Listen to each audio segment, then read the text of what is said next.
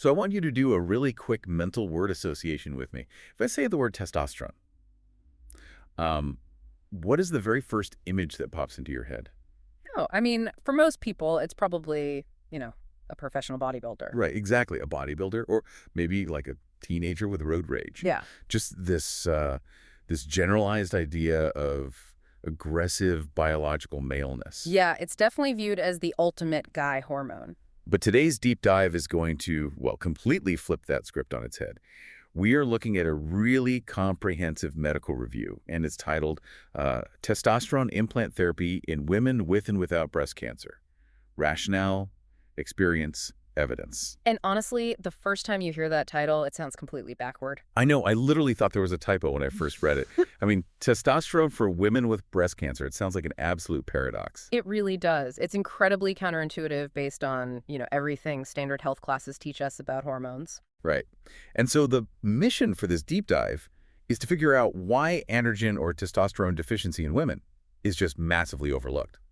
And then we'll get into how a very specific implant therapy works and the part that absolutely blew my mind, why it's actually being used safely in breast cancer patients. Yeah, the broader medical consensus has historically treated testosterone in women as, well, almost an afterthought, or worse, just as a problem to be fixed if levels get too high. Exactly. So to guide us through this whole diagnostic maze, I feel like we need to start at the foundation. Like, what is testosterone actually doing in a woman's body to begin with? Well, to understand the breast cancer connection later, we really have to start with the baseline physiology. We have to completely redefine what this hormone even is. Right, because looking at the sources, it's not just about, libido. No, not at all. The source material outlines this concept of androgen deficiency in women, and it becomes very clear that testosterone binds to androgen receptors. And those receptors are systemic. Systemic meaning they're just everywhere. Exactly. They are embedded practically everywhere in the female body, not just in muscle tissue or reproductive organs. Yeah, because when a woman experiences this androgen deficiency, the sources show it correlates with this massive cascading loss of total vitality. I mean, we're talking about a severe drop in lean muscle mass, bone density, and just plummeting overall confidence. And to measure that, the authors of the review point to a specific diagnostic tool called the Menopause Rating Scale, or the MRS. Right, the MRS. I was actually looking at the pages of the scale in the source material, and I was shocked by how broad it is. Yeah, the breadth of that scale perfectly illustrates just how systemic the hormone is. You hear the word menopause, and society basically tells you to expect, like hot flashes and mood swings, maybe a little fatigue. Right, the standard tropes. Exactly. But this MRS tracks severe symptoms, like heart racing, extreme sleep problems, depressive mood, irritability, crippling anxiety. And profound physical and mental exhaustion, too. Yeah. It even lists bladder problems and joint and muscular discomfort. I was really hung up on the joint pain, actually. I kept wondering, like, how does a hormone deficiency cause your knees or your shoulders to ache? Well, to understand the mechanism there, we have to look at the synovial fluid and the tissues inside your joints. Okay, the synovial fluid. Yeah. Those tissues contain a really high density of androgen receptors. They rely on testosterone to maintain structural cartilage integrity and also to modulate the local immune response. Oh, wow. So when testosterone levels plummet, those receptors are starved. The structural integrity weakens, and local inflammation just goes totally unchecked. So the joint pain isn't just a byproduct of getting older. No, it's a direct mechanical failure. It's caused by the literal absence of that specific hormone locking into its receptor. That is wild. That structural failure completely changes the context for me. I was trying to wrap my head around how the medical field has historically handled this, and I keep coming back to this analogy. Oh, what kind of analogy? Well, it sounds like we have been treating menopause like a car with a broken air conditioner. Okay, I like where this is going. Right. So we just give the patient some estrogen to cool down the hot flashes, like fixing the AC. Meanwhile, the actual transmission fluid, which is the testosterone, is completely drained. That's a great way to put it. Yeah, so the engine is grinding its gears, the joints are aching, the mental energy is depleted. If testosterone affects literally everything from joint inflammation to severe anxiety, why is it constantly pigeonholed as just this, sex drive hormone for women? I mean, it really comes down to a long history of biological compartmentalization in medical research. Compartmentalization. Yeah. Estrogen was just rigidly labeled the female hormone and testosterone the male hormone. It was neat and tidy. Oh, so they just didn't want to cross the streams, basically. Pretty much. When women reported low libido, doctors eventually looked at testosterone because of its known role in male sexuality. But the investigation often just, well, it stopped right there. The wider medical lens didn't zoom out. They didn't see that the fatigue, the brain fog, the racing heart, the physical exhaustion, they were all cascading failures from that exact same hormonal deficit. So we basically have this massive hidden deficiency. Women are going to their doctors, checking off boxes on this MRS for anxiety and sleeplessness, and they're likely just getting prescribed, like sleep aids or antidepressants. Or just being told it is normal aging, which is incredibly frustrating. Totally. But if the deficiency is this total and it affects every organ system, you can't just, take a pill. The authors argue you need a way to replace the hormone that actually works with the body's natural absorption. Which is why they turn to subcutaneous implants. Right, the implants. Yeah. Let's talk about the delivery method because as the paper outlines, it's apparently highly debated. It is. Taking oral testosterone is notoriously difficult because of something called first-pass metabolism. First-pass metabolism, meaning the liver just chews it up. Exactly. The liver essentially breaks it down before it can reach the systemic receptors. Subcutaneous implants bypass the digestive tract entirely. Okay, so how do they actually work? They are these tiny pellets of crystallized testosterone, and they're placed directly under the skin, usually in the hip or glute area. And they just stay there. Yeah, they dissolve slowly over months. They release the hormone directly into the bloodstream in a way that closely mimics natural physiological secretion. I was actually looking at the scatter plot chart included in the paper regarding these implants, and the disconnect it highlights is just wild to me. The symptom tracking versus the blood levels. Yes. The chart tracks patient data over time after they receive one of these pellets. So the x-axis is the days since the implant, stretching out over 100 days, right? Right. And the y-axis is the serum testosterone level. So the actual amount of the hormone floating around in their blood, the dots show the serum levels steadily dropping as the days go by, which makes sense as the pellet dissolves. It perfectly follows the physical degradation of the pellet, yeah. But the text explains that the clinical focus isn't on that blood level line at all.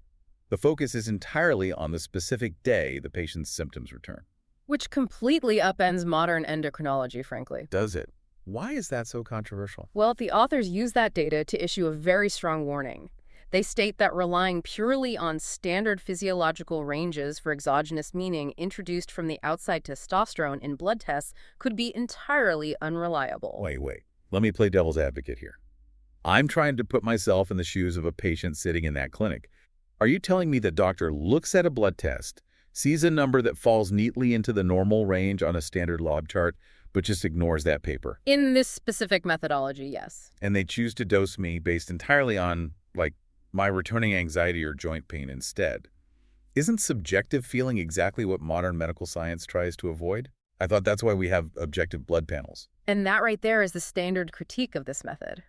But the biological rationale the authors provide, it requires treating the human, not the spreadsheet. Okay, explain that.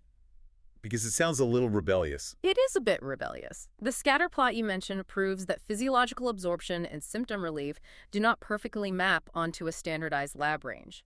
And here is why. Receptor sensitivity is highly individualized. Individualized how? Imagine your body cells have landing docks. Those are the receptors for the hormone. One woman might have highly sensitive docks. She feels completely symptom-free at a blood level of, say, 150. Okay, sensitive docs, low levels needed, got it. Right. But another woman might have much less sensitive docs, meaning her crippling joint pain and mental exhaustion return at that exact same level of 150. For her, that level means she needs a new implant. Oh.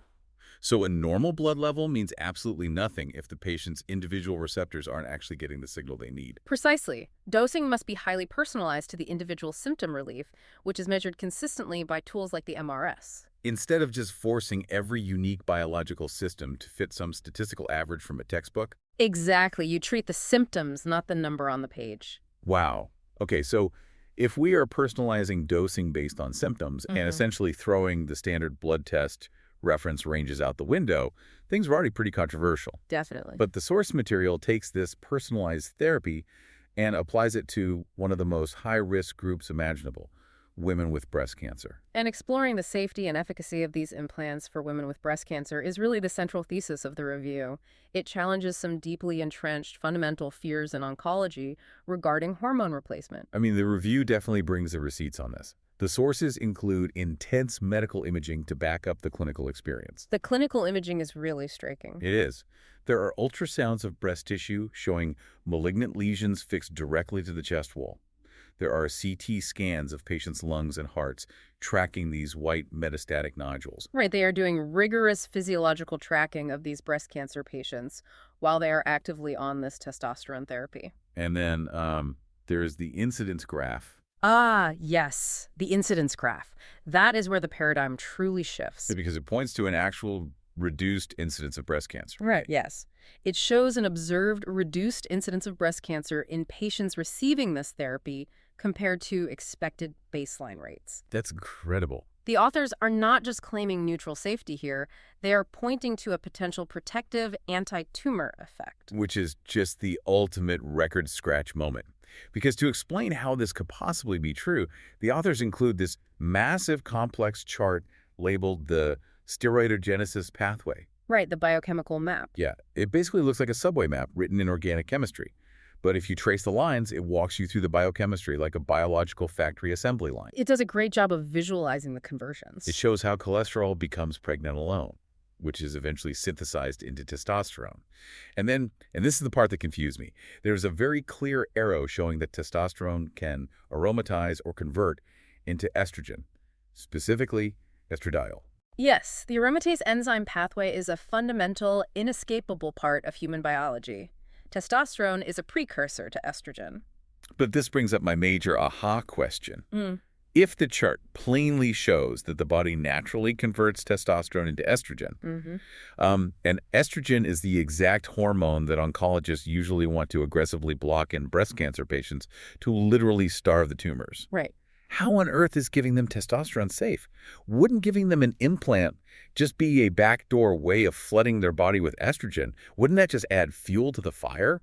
And that logical hurdle is exactly what stops most practitioners dead in their tracks. I mean, it makes sense why it would. It makes perfect intuitive sense to avoid all hormones if estrogen feeds the tumor.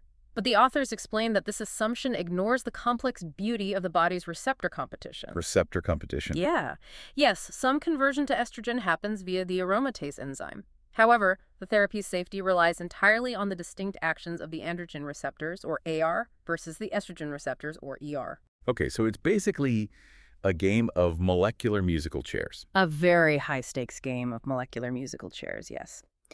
When the subcutaneous pellet is implanted, it floods the system with a massive amount of androgens. Got it. Those androgens seek out and bind tightly to the androgen receptors inside the breast tissue. Now, how does that stop the cancer? When the androgen receptor is activated, it sends a chemical signal to the nucleus of the cell that actually alters genetic transcription. Wait, it changes how the genes behave. Exactly. It exerts an anti-proliferative effect. It chemically overrides the growth signals coming from the estrogen receptors. Oh, wow. I was using an analogy of a chemical fire blanket earlier when I was reading this, and I think I finally understand how it works. Let's hear the fire blanket analogy. Well, if the small amount of estrogen is stepping on the gas pedal, telling the tumor cells to divide and grow, the massive flood of testosterone locking into the androgen receptors is like pulling the emergency brake. That is an excellent way to visualize it. The androgen receptor activation smothers the proliferative signal right at the genetic level. That makes so much sense. Yeah, the clinical experience and the biochemical rationale detailed in the review suggest that robustly stimulating these androgen pathways offers remarkable safety. And it fixes the other symptoms too, right? Exactly.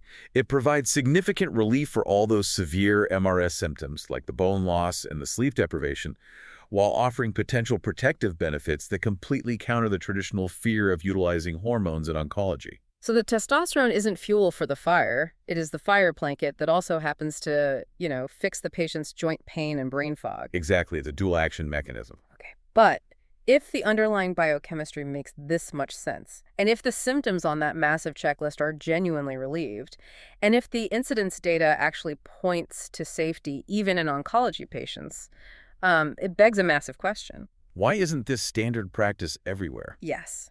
Why isn't every doctor offering this right now?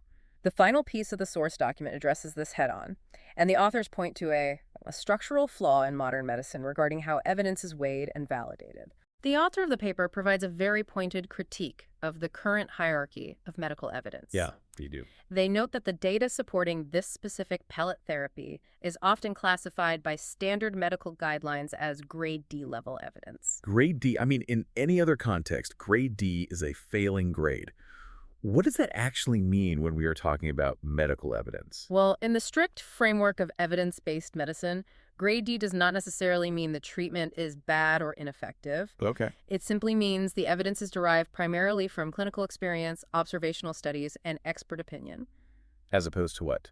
It is contrasted with grade A evidence, which is derived almost exclusively from large-scale, double-blind, randomized controlled trials. Right, the RCTs. Exactly, commonly known as RCTs. And the authors of the review issue a really strong warning about this system. They argue that relying solely on industry-sponsored RCTs to dictate medical guidelines could lead to heavily skewed recommendations, leaving highly effective treatments totally ignored. They explain the economics behind why this happens, too. Right, follow the money. Always. Conducting a massive, multi-center, randomized controlled trial requires years of coordination and costs millions, sometimes billions of dollars. Consequently, they're almost exclusively funded by large pharmaceutical companies. And a pharmaceutical company is inherently a business. Right. They are financially incentivized to fund these massive trials for novel synthetic molecules that they can patent, mass produce, and sell exclusively to recoup their investment. But you can't patent a natural bioidentical hormone. Which is the core of the author's critique. Right. Because subcutaneous testosterone pellets are a naturally occurring hormone compound, they are generic and inherently unpatentable. There is no financial incentive for any major corporation to ever fund the massive RCT required to elevate the evidence to grade A. So nobody wants to pay for the billion-dollar trial because they can't own the result. Exactly. Therefore, the extensive real-world clinical experience of doctors who are actively seeing profound symptom relief and tumor regression in their patients is being systematically dismissed by guidelines that only recognize industry-funded trials. It's a devastating catch-22. The medical establishment essentially says, we cannot formally approve or recommend this therapy without a billion-dollar gold standard trial. Yes. But the pharmaceutical industry says, well, we will never fund a billion-dollar trial because we cannot patent a natural hormone pellet to make our money back. And the person trapped in the middle of that corporate standoff is the patient. She is left suffering with severe anxiety, bone density loss, and physical exhaustion, and she's just being handed a generic sleeping pill instead of the specific hormone her body is physically crying out for. The paper concludes with a demand for critical thinking from the broader medical community. I love that part. The authors are asking their peers to value real-world clinical safety, the direct patient experience of symptom relief, and solid biological mechanisms like the androgen receptor pathways we discussed. Over the restrictive gatekeeping of industry-funded trials. Precisely. Their argument is that when the evidence of your own eyes, the biochemical reality, and your patient's well-being constantly contradict the established textbook, you have a professional obligation to question the textbook. Question the textbook. That is such a powerful takeaway. Let's do a really quick recap of the journey we have been on today. Sounds good. We started by entirely redefining testosterone, learning that it is an absolutely vital systemic hormone for women's total health. I mean, it dictates everything from joint cartilage integrity to severe anxiety. It's far more than just a libido booster. Exactly.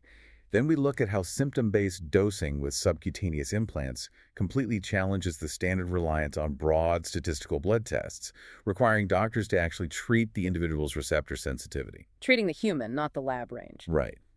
Then we explored the incredible paradox that this therapy is being used safely and potentially protectively, even in breast cancer patients. And that works by leveraging the molecular emergency brake of the body's androgen receptors. The molecular musical chairs. Yes. And finally, we uncovered the author's critique of how corporate funding models for medical trials might be inadvertently hiding these profound benefits from mainstream medicine. This review is a perfect example of why multiple perspectives and a willingness to question established assumptions are essential in a world of information overload. Knowledge is only valuable when the underlying why is deeply understood. It really challenges us to understand the female body in a much more holistic, integrated way. It absolutely does. Which it brings you back to the thought we started with. We talked about that mental image of the word testosterone, the bodybuilder, the teenage aggression. Right. After unpacking the science in this paper, I think the new image of testosterone should be a woman recovering her bone density, sleeping through the night, and feeling her anxiety lift, simply because she got the missing biological puzzle piece back. That's a much better image. But I want to leave you with one final provocative thought to mull over on your own today. Let's hear it. If our medical understanding of a hormone as fundamental as testosterone could be this limited for decades, boxed in by rigid gender assumptions and the financial realities of corporate trial funding, what other life-changing treatments are hiding in plain sight, just waiting for doctors to trust their clinical experience over the status quo? Thank you for joining us for this deep dive. Keep questioning and keep learning.